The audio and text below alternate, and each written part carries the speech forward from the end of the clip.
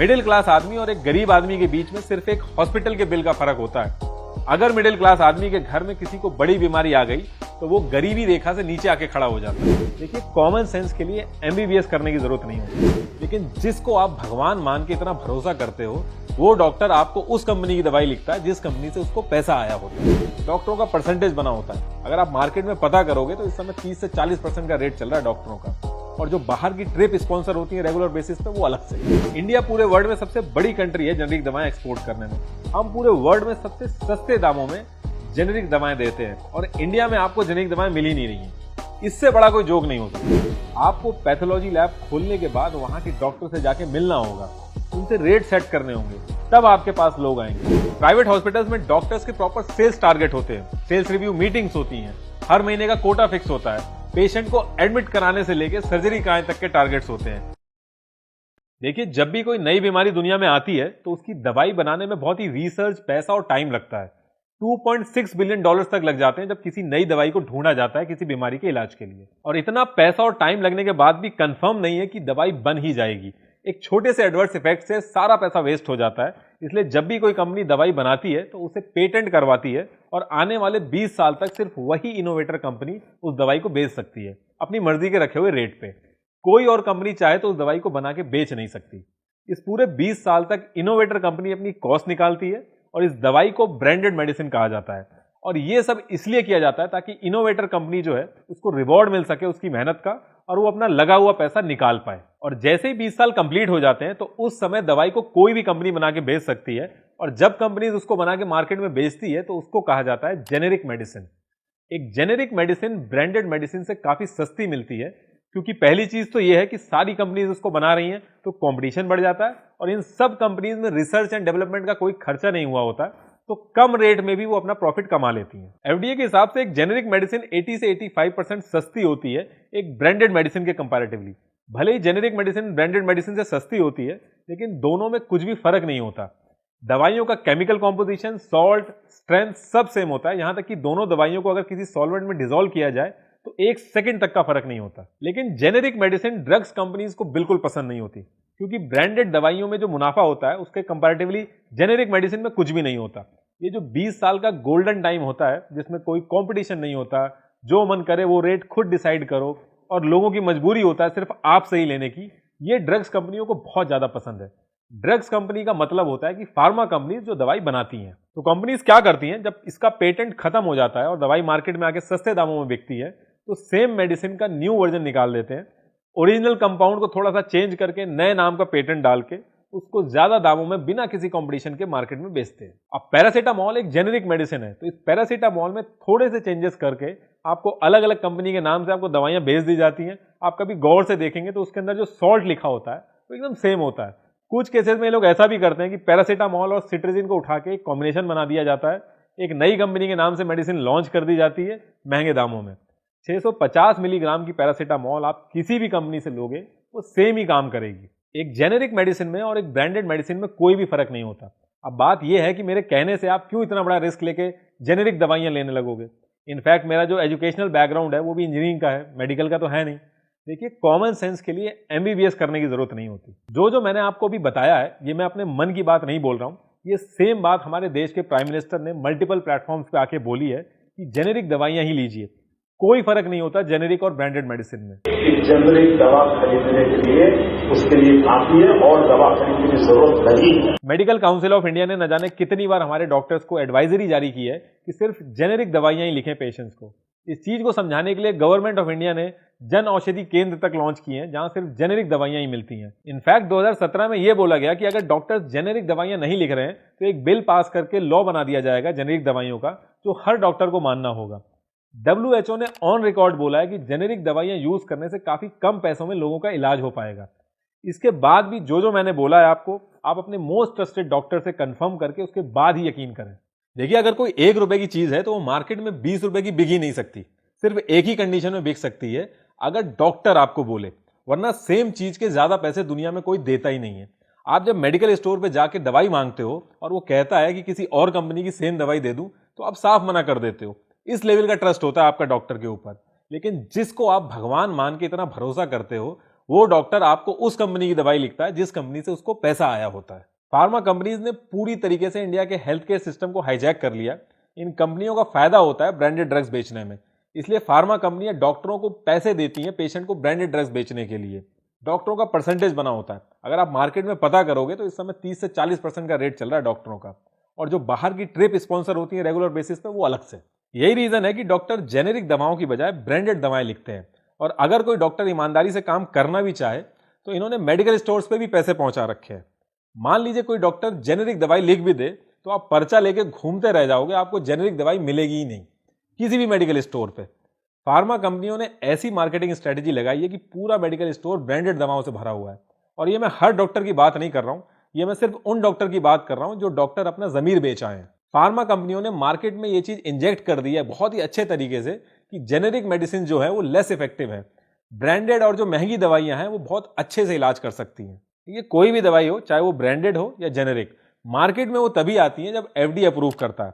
अगर जेनेरिक दवाई less effective होती तो वो मार्केट में आ ही नहीं सकती। जेनेरिक हो या ब्रांडेड, दोनों medicine same set of testing से पास होती हैं तभी मार्केट में आती हैं। इसके साथ साथ इंडिया के अंदर दवाई बनाने वाली जो कंपनियां हैं वो अपने नाम से दवाइयां बना रही हैं, अपने नाम से जीएसटी कटवा के दवाइयां बेच रही हैं, उसके नाम से डिस्ट्रीब्यूशन हो रहा है। अगर कोई भी कंपनी डुप्लीकेट दवा बनाते हुए पकड़ी गई तो उसको उम्र कैद की सजा होती है। आप कह सकते हो कि उस दवाई से मरेगा नहीं कोई, लेकिन असर उतना नहीं होगा जितना ब्रांडेड दवाइयों का होता है। तो आप ये चीज भी जान लीजिए, अगर कोई कंपनी ऐसी दवाई बनाती है जो लेस इफेक्टिव हो, जो दिए गए स्टैंडर्ड से सिर्फ 1 सेकंड भी लेट डिसॉल्व हो, तो 2 साल की सजा है कानून में। कोई भी आदमी कंपनी खोल के इतना बड़ा रिस्क नहीं लेगा। मान लो कि आपका डुप्लीकेट या फर्जी दवाई बनाने का काम हो तो आप ब्रांडेड दवाइयों की डुप्लीकेसी करोगे, ना कि जेनेरिक दवाइयों की। जेनेरिक दवाइयां तो 50 पैसे 70 पैसे की आती हैं, लेकिन महंगी दवाइयां आती हैं ब्रांडेड दवाइयां। जो असली प्रॉफिट होगा डुप्लीकेसी में वो ब्रांडेड दवाइयों से होगा। के सुजाता राव जो यूनियन सेक्रेटरी थी ministry of health and family में 2010 तक, इन्होंने अपने टेन्योर में कहा कि जितने भी गवर्नमेंट डॉक्टर्स हैं उनके लिए मैंडेटरी होगा कि वो सिर्फ जेनेरिक दवाएं ही लिखें। सुजाता राव ने ऑन रिकॉर्ड कहा कि इनको सीनियर्स ने इस चीज के लिए मना किया और मेंबर ऑफ पार्लियामेंट से भी प्रेशर आया इसको बंद करने के लिए। इस चीज से आप समझ सकते हैं कि फार्मा कंपनीज ने कितने अंदर तक पैर जमा रखे हैं।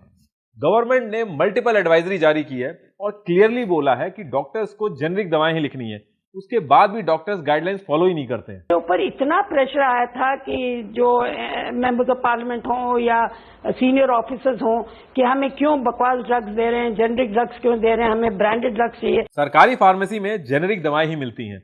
एक आदमी सरकारी हॉस्पिटल में जाता है, वहां डॉक्टर को अपनी बीमारी दिखाता है, फिर 6 से 7 घंटे सरकारी फार्मेसी में लाइन में लगता है और नंबर आने के बाद उसको यह बोला जाता है कि जो पर्चा आप लेके आए हैं इसमें ब्रांडेड दवा के नाम लिखे हैं, यहां सिर्फ जेनेरिक दवाएं मिलती हैं और आप जेनेरिक दवा लिखवा के आओ डॉक्टर से।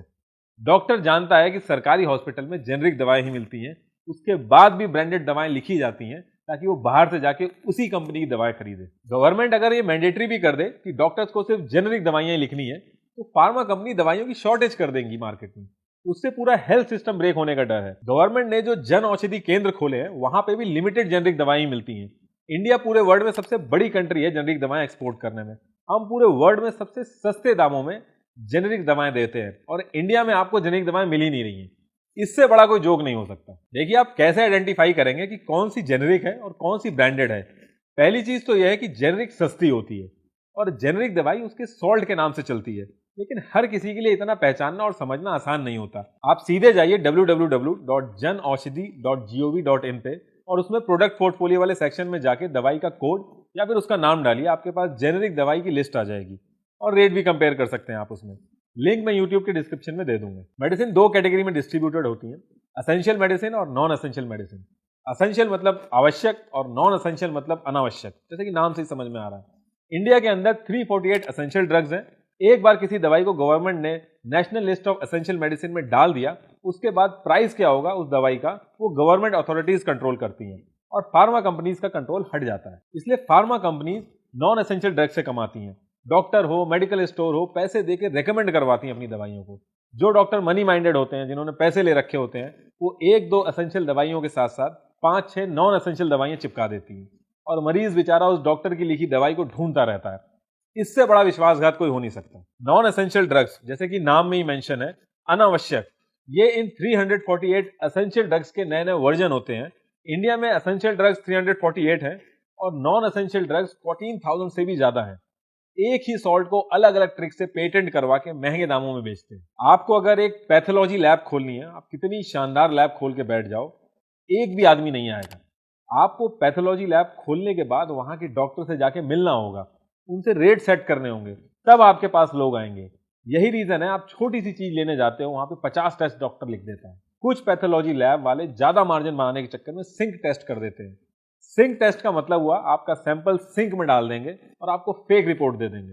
प्राइवेट हॉस्पिटल्स में डॉक्टर्स के प्रॉपर सेल्स टारगेट होते हैं, सेल्स रिव्यू मीटिंग्स होती हैं, हर महीने का कोटा फिक्स होता है, पेशेंट को एडमिट कराने से लेकर सर्जरी कराने तक के टारगेट्स होते हैं।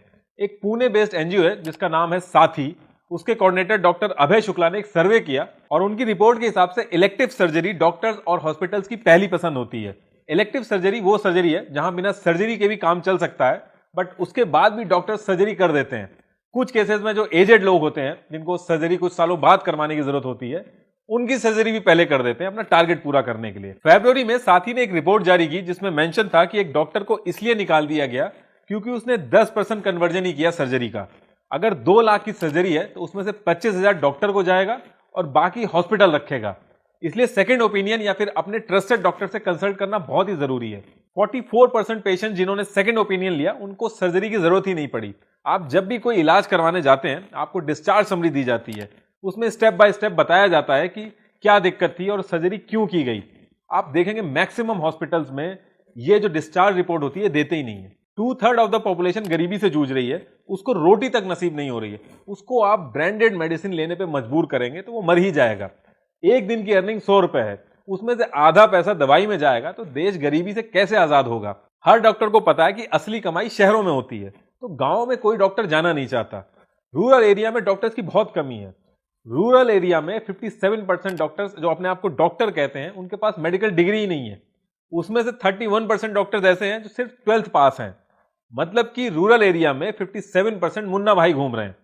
इस चीज को लेकर आज तक एक भी गवर्नमेंट ऐसी नहीं आई है जिसने कोई रेगुलेटरी फॉर्म कर पाई हो। आपको रटवा दिया जाता है कि आपके एरिया से किस कास्ट का नेता खड़ा हुआ है इलेक्शन में, लेकिन एक छोटी सी चीज जो हर देश के नागरिक को पता होनी चाहिए, जेनेरिक और ब्रांडेड दवाइयों में फर्क, ये चीज जब से देश आजाद हुआ है आज तक एक भी गवर्नमेंट ऐसी नहीं आई जो सबको ये समझा पाए।